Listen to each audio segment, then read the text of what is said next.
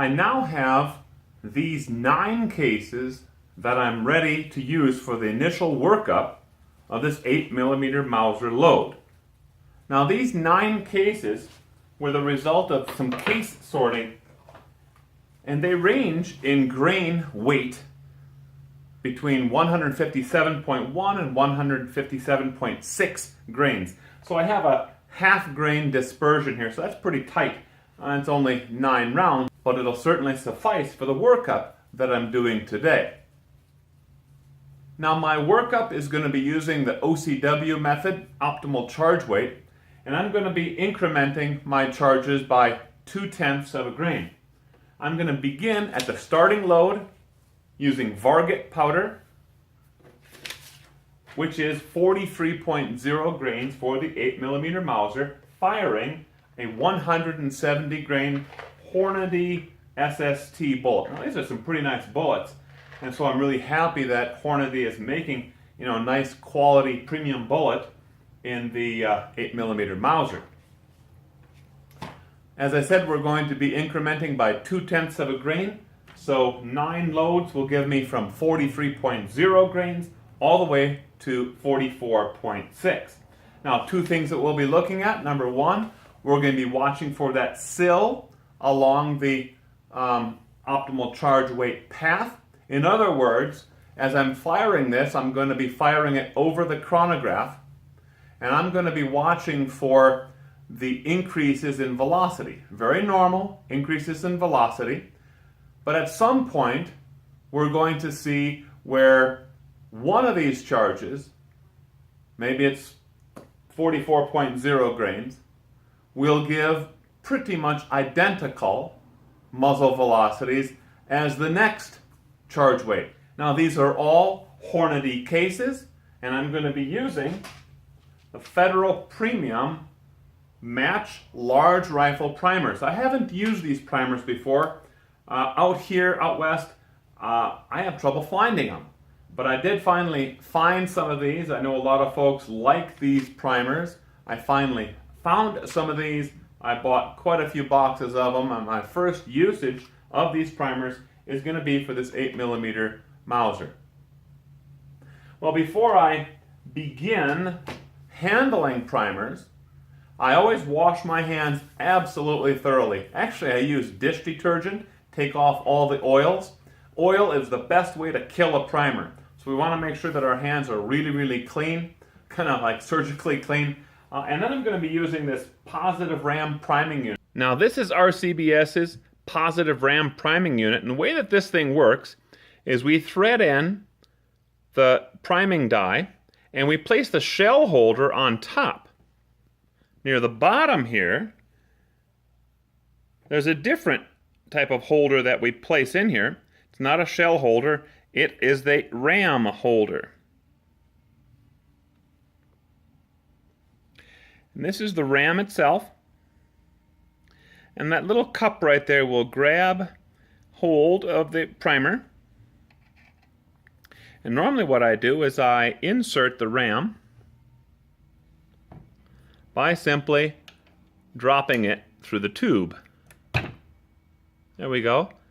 And it'll take a little bit of fussing to make sure that it's properly set. But once it's set, and this one is for these type of centerfire rifles, once it's set, it is about the best way to very consistently seat primers into those cases. It's about the best way I've ever found. Okay, one of the things that we want to do with these new dies and this whole new setup of reloading 8mm Mauser is, of course, to set up the bullet seating die. Now, previously, I've cleaned that die, so it's ready for this next step. And that is, we're going to take a fully sized brass case, and this one has not been primed, place it in the shell holder, and we're going to raise this to its full position. Now what I'm going to do is I'm going to take this bullet seating die, and this is a Hornady bullet seating die, and I'm going to back out the bullet seater plug itself. That should do it. I mean, we can all remove it all the way, which is what we did when we were cleaning it. Now we're going to place this over the top and thread it in place. We shouldn't feel any resistance. And we also do not need to have the die touching the shell holder. That's not necessary when you're seating bullets. Okay, at this point right here, I'm feeling a little bit of resistance. And what that is the crimp ring inside here is actually beginning to make contact with the case mouth. So I'm going to stop it right here, and then because I do not need to apply a crimp, I'm going to make sure that I unscrew this or lift it just a little bit. And I'm going to go about 1 full turn.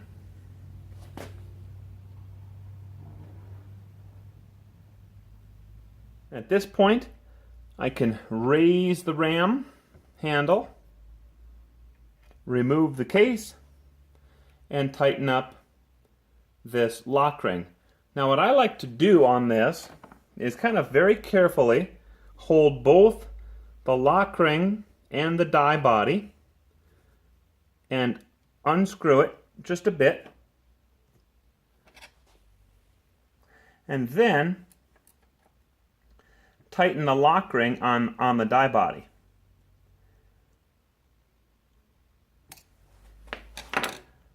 If I tighten this with it fully in place, locked down like this, I can tighten it. That's not a big problem, easy to do. But then it almost like pinches, if you want to call it that, on the press, and you normally have to you either have really, really strong hands, or more likely than not, you're going to use pliers to break it free. But you just give that little bit of a twist like we did, and you can lock it down. Now the next thing that I like to do is I like to set the depth of the bullet seating die. In other words, essentially set the combined overall length for my cartridge. And I like to use either a factory round or a previous reload that's been working really well for me. What I'm going to use today is this Hornady factory round. This has been shooting nicely in the Mauser, and I'm going to emulate this bullet seating depth. Now to do this, I need to make sure that this seating stem is lifted out almost all the way out. If I'm not careful with that, I'm actually going to seat the bullet into the case and kind of ruin this dummy round for myself. By the way, this is not a dummy round. This is a live round. So take a little bit of care when you do this stuff. This is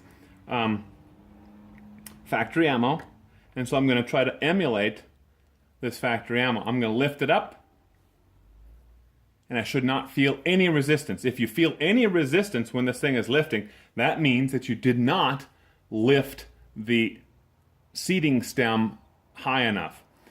But I did lift it high enough. I did not feel any resistance. So now I'm going to screw in the seating stem. And I'm going to screw it down until I feel resistance, and I do right there.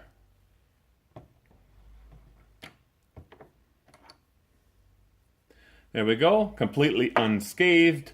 But my next round that I load in there, or the next bullet that I actually seat in there, will have effectively the same combined overall length. And we can check that with the digital calipers. That's kind of a quick and easy way to initially set your bullet seating depth. We're going to be loading this 8mm Mauser with these Hornady SST bullets. This is 170 grain Super Shock tip bullets. And this is what they look like. I actually like this SST design quite a bit. It has a cantilever. As you can see, that's those grooves or ridges right there. A polymer tip. This is not an ELD tip, it's a polymer tip. And it does have a nice boat tail design. It's a fairly high ballistic coefficient. so it should shoot pretty nicely. I mean, it's going to be a relatively light load, but it should be a nice load nonetheless. Certainly something that if a person was wanting to, you could use something like this for deer hunting.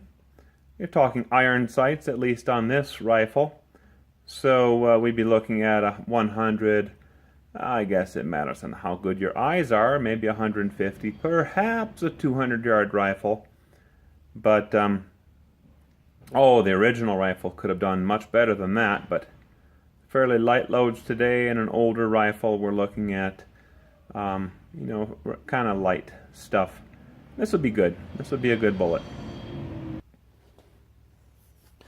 Now let me tell you, this initial charge of 43.0 is an extremely light load. I mean, the powder itself is only coming up to about here in the case. I've got an awful lot of space to work with in this case, so I'm not anticipating any pressure problems. I'm going to take this bullet, place it inside, try to hold this pretty steady, pretty straight up and down as much as I can. Let go in time so you don't pinch your finger. Now I'm seating it. I can feel it being seated. Going to remove it, see how it goes. Okay, I can see I didn't quite get it where I want it. I want this cantilever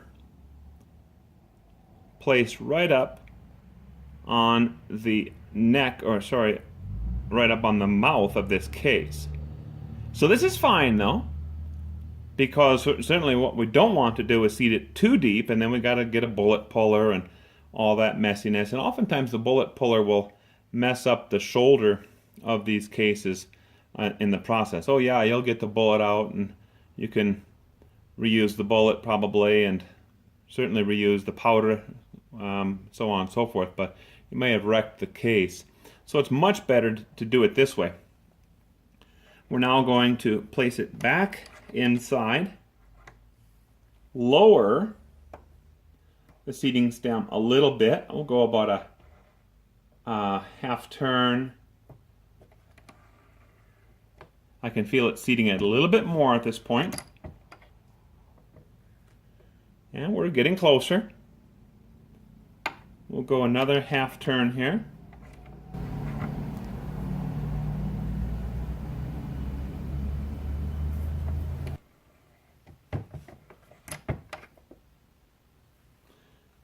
And I'm liking it. Let's see what our combined overall length is. We're getting just over 3 inches. It's actually a little bit shorter, as you can imagine, than the factory, which was a 196 grain bullet, by the way. 3.028, 3.03, I guess you could say.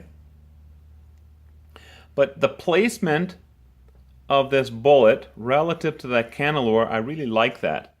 But one thing that I've seen is that you tend to get a more consistent round or more consistent ammo as you get closer and closer to filling up that case. Now, not necessarily compressed loads, not at all, but that you are filling a majority of that case capacity. And I guess, we're well over 50%, and there's no problem with with this being a very, very light load. You could have problems with a very, very light load because this round is going to sit in the chamber pretty much like this. And if you have so little powder in it that it's possible for the primer ignition to skip over the top, fire over the top of all this powder and essentially ignite it all at once or very differently than what it's designed to do, then you can have big problems. I mean, we're not having those sorts of problems. I don't anticipate anything like that. But that's, of course, why you don't ever start a load below the starting point. Well, we're going to continue. But before I do that, I have one more bit of business I need to take care of. Now, whenever you're working up a load, you want to make sure that you fire that load in the same sequence. In other words, this beginning load at 43 grains of varget needs to be fired first. So I'm going to put a little bit of masking tape right here. I'm going to put a 1 here, 2, 3, 4, you get the idea, all the way through 9. And I'm going to make sure that when we go to the range, round number 1 is fired first. No loading a whole bunch of stuff in the magazine at once. Single feed, 1 round at a time. Check that round, check the primer, watch its velocity, and so on and so forth, and feel how that bolt lifts. You need to be familiar with your rifle, familiar enough to know how that bolt feels when you cycle it. And one of the first indicators, or one of the indicators for pressure problems, is that you'll have what we call a sticky bolt. It doesn't lift quite so easily as it did maybe on a previous round or in your recollection. So you got to watch that. So watch the primers, feel for the sticky bolt, those sort of things. You know, with the loads we're going to be doing in this essentially K98 Mauser, M48 Mauser, I don't anticipate problems, but you certainly don't make those sorts of assumptions. Now this is what it's going to look like for me. And round number 1 goes right in there, and that's where it's going to sit. Now make sure you don't dump these things over while you're loading and you mess up your count. So I like to put them in the case between loading. That way if something falls over, not a big problem. Nothing bad's going to happen with that. Well, before we wrap up this episode of Extreme Reloading, I want to spend a little bit more time talking about bullet selection. You know, the 8mm Mauser actually has quite a nice selection of bullets that are available. You know, it's your regular suspects: Hornady, Spear, Sierra, Nosler, Barnes, and even bullets like Woodley and Swift A-frames. Now, before I get into talking about why I chose the Hornady SST, let me talk a little bit about crafting consistency, like we talked about at the last episode. And there we focused on primers and case capacities. But now I want to talk about the other end of that cartridge, and that is the bullet. Now, there's not a whole lot that we can do to ensure that the bullet that we're using is extremely consistent. But there's a couple of things that we can do, and they're kind of low-hanging fruit. The first one is to weigh those bullets. Yes, I know on the box it says it's a 170 grain bullet or it's a 200 grain bullet. But if you've never tried it before, take that box of bullets and set each one on your reloading scale and weigh them to 1/10 of a grain. You're going to notice that those bullets vary by sometimes a 1/2 grain. Now, not normally quite that much, but you're always going to have a lot of bullets that are 1/10 of a grain or 2/10 of a grain heavier or lighter than what it is stamped on the box. So a very, very easy way to make those bullets even more consistent is to simply weigh them and then keep them sorted. The exact 170.0 grain bullets here, 170.1, 170.2, and so on and so forth. If you have a couple boxes, a couple hundred bullets, let's say, doing that will still give you plenty of bullets to reload very consistently into a box of ammo. Another thing that you can do is, after loading, test and set or fix what we call concentricity. Now, we've got an entire video on that, and the link to that video will be in the description. That may not be your low-hanging fruit, but it certainly does push us toward crafting consistency, a little bit on the extreme side. Now, why did I choose the Hornady SST? Well, there were a number of different criteria that I was considering, as I made that selection. One, of course, is the cost of that bullet. Hornady SSTs are not terribly expensive bullets. They're going to end up about 30, 35, 36, maybe 40 cents a round if you don't find them on sale or something like that. But they sit right around 35 cents a round. Relatively inexpensive bullet to shoot. Compare that to some other premium, hyper premium bullets for the 8mm Mauser, and you're over $1 a bullet. So cost per round is certainly a consideration. But that's not my only consideration. I've got experience with Hornady bullets, are pretty good bullets.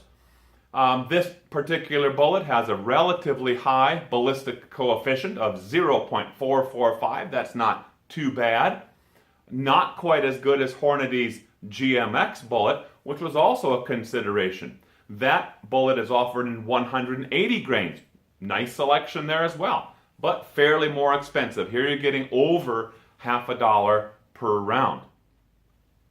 The SST is also going to perform pretty well in hunting scenarios. White-tailed deer, mule deer, those sort of things. It'll perform pretty well. Now, my go-to bullet for hunting has always been, or has become, the Barnes bullets. Those bullets are fantastic bullets, but again, in the 8mm Mauser, they're fairly more expensive. There is a decent selection from Barnes, and if your sole consideration for this load is hunting, then I hands down recommend Barnes bullets. They have never let me down. Well, that just about wraps it up for this episode of Extreme Reloading. In our next episode, we're going to head to the range. We're going to fire this Workup of 9 rounds and see how they perform over the chronograph. We're going to be seeking the sill with the optimal charge weight. So watch for that next episode coming out in just a couple of weeks. Thanks for watching.